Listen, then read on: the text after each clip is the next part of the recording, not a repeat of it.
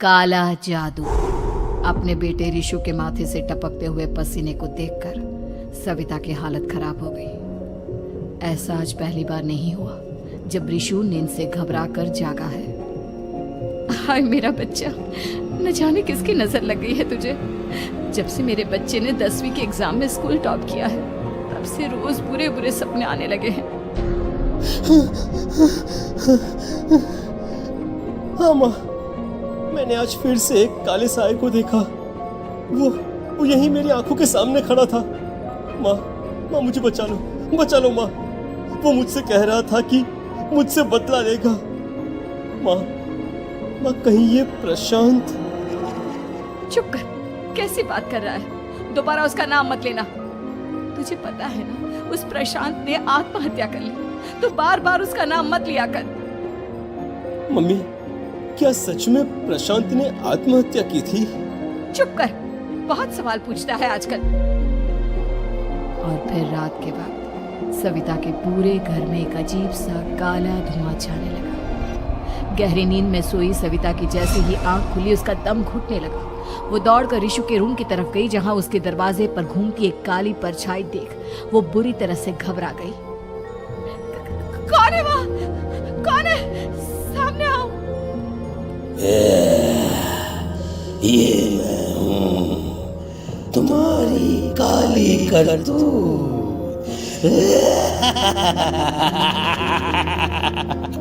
और अब मैं तुम्हारे बेटे को ले जाने आया हूँ।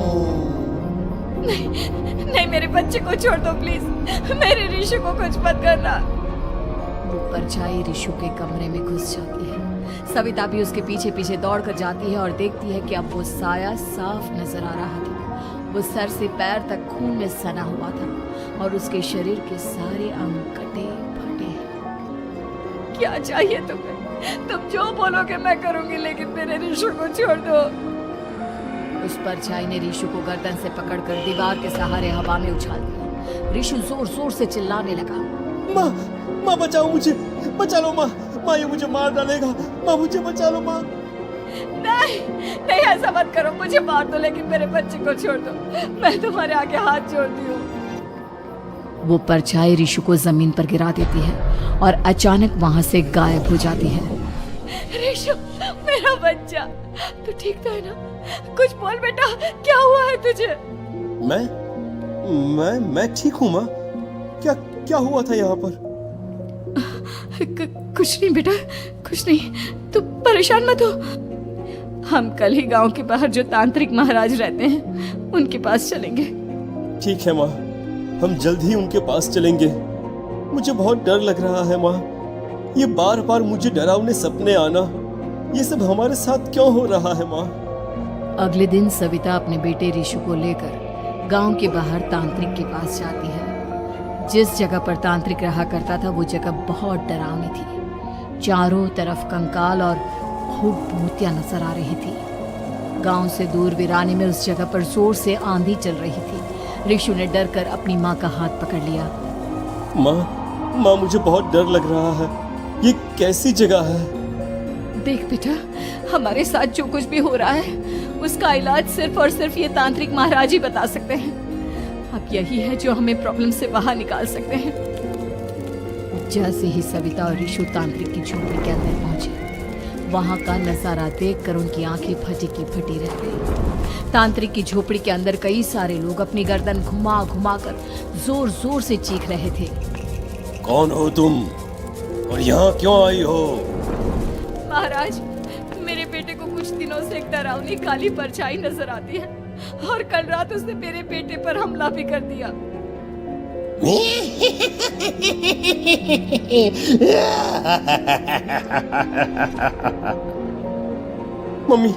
मम्मी हमें यहाँ से चलना चाहिए। ये जगह मुझे ठीक नहीं लगती। नहीं बेटा, ऐसा नहीं कहते।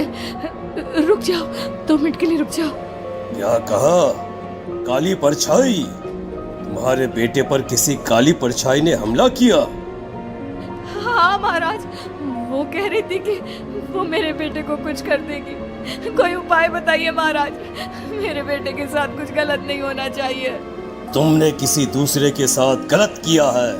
तो तुम्हारे साथ भी गलत होकर ही रहेगा। तुमने किसी की जान ली है, किसी को मार डाला है तुमने। नहीं महाराज, मैंने ऐसा कुछ नहीं किया। मैंने किसी की जान नहीं ली। मुझे कोई उपाय बताइए। लगता है तुम इतनी आसानी से नहीं मानोगी। मैं तुम्हें अभी उस काली परछाई से मिलवा देता हूँ और वही सारा सच तुम्हारे सामने लेकर आएगा। हाँ? सविता और ऋषु ने डर के मारे अपनी आंखें बंद कर ली। तभी अचानक तांत्रिक की झोपड़ी में अजीबोगरीब आवाजें गूंजने लगी। सविता और ऋषु बुरी तरह से कांप रहे थे। आंखें खोलो और अपने सामने देखो। क्या यही है वो जिससे तुम कल रात को मिली थी?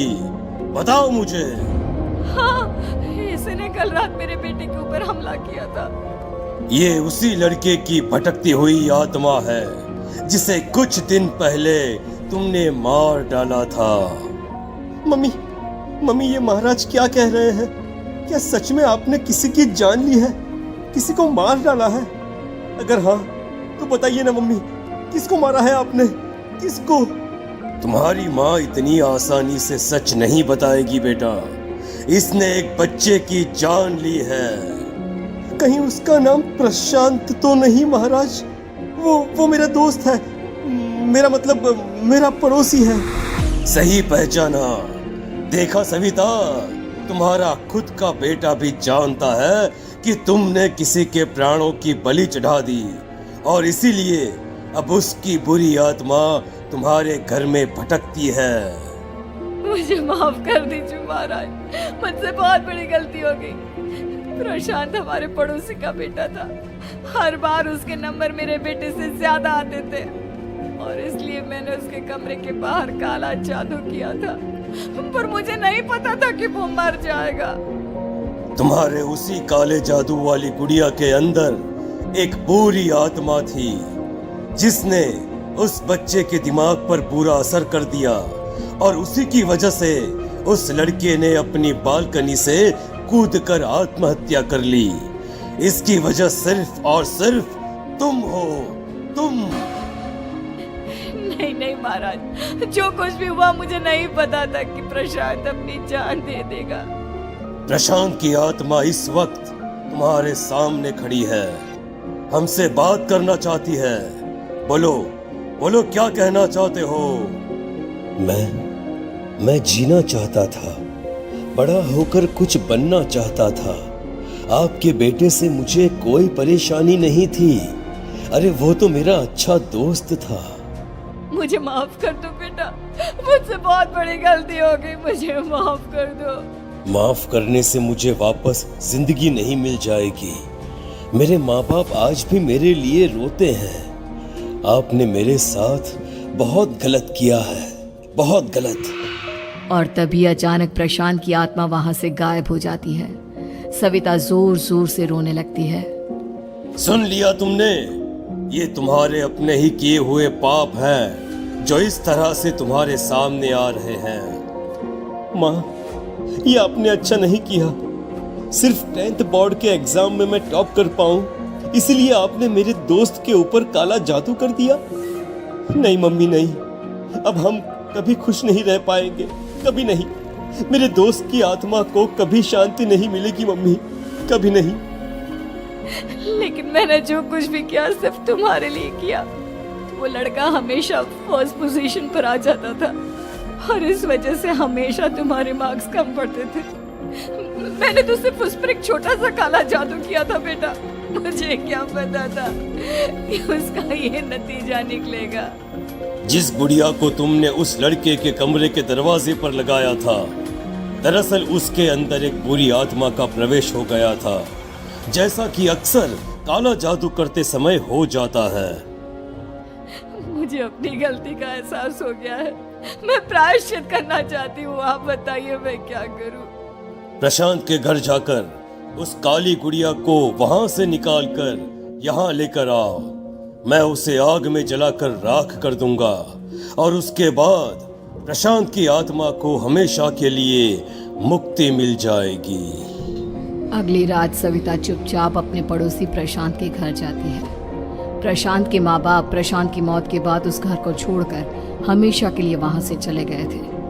जैसे ही सविता उस घर के अंदर कदम रखती है, उसका सामना अजीबोगरीब हैवानियत से भरी आवाजों से होने लगता है। ऐसा लग रहा था जैसे कोई बुरी तरह से चीख रहा हो। सविता जैसे ही प्रशांत के कमरे के बाहर पहुंचती है, वहां पर लटकी हुई गुड़िया के शरीर से खून टपकने लगता है। ये क्या हो रहा है? इस गुड़िया के शरीर से खून क्यों टपक रहा है? सविता हिम्मत करते हुए उस गुड़िया को वहां से उतारने की कोशिश करती है, लेकिन तभी अचानक से बहुत भयानक दिखने वाली औरत उसकी आंखों के सामने आकर खड़ी हो जाती है।